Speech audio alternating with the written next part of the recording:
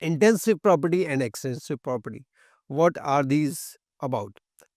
Intensive property is a property which does not depend on mass of the system, whereas extensive property is something which has to do with mass. You increase the mass, extensive property increases. If you decrease the mass, extensive property decreases. But intensive property do not change. All right.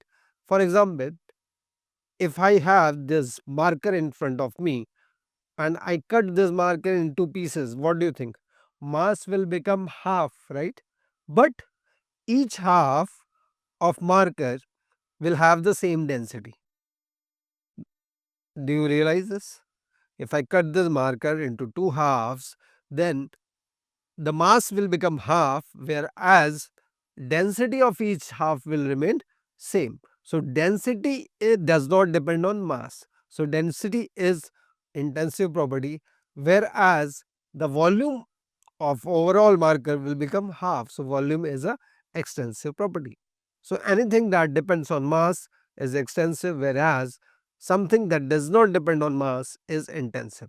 So properties like temperature, density, molar volume, molar heat capacity, molarity, normality, pH, refractive index, specific heat,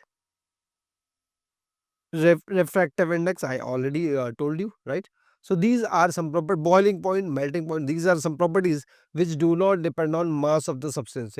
For example, if I ask you, a bucket of water will have a boiling point of 100 degrees Celsius.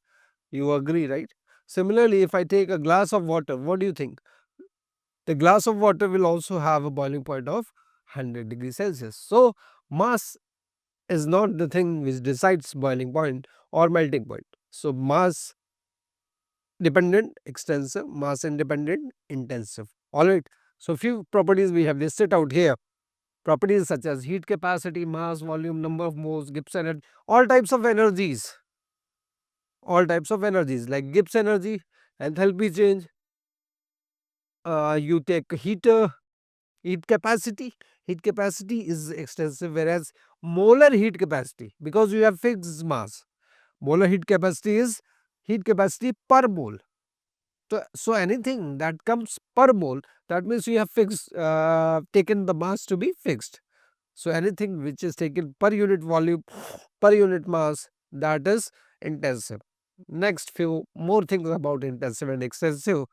The ratio of two extensive properties is intensive.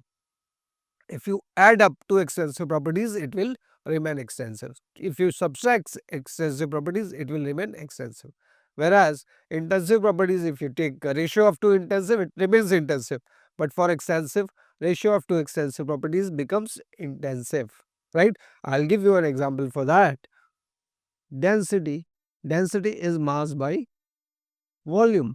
Mass is an extensive property, whereas volume is also extensive property. So ratio of mass by volume, extensive by extensive, this density becomes intensive property. Alright. So that is one thing you need to remember. For example, we have taken two figures. In one, volume is V and temperature is T. In another figure, if we divide this container into two halves, volume becomes V by 2, whereas temperature of both the container remains as T. So temperature is intensive, which does not change on changing mass, whereas volume becomes half. So volume is extensive and temperature is intensive.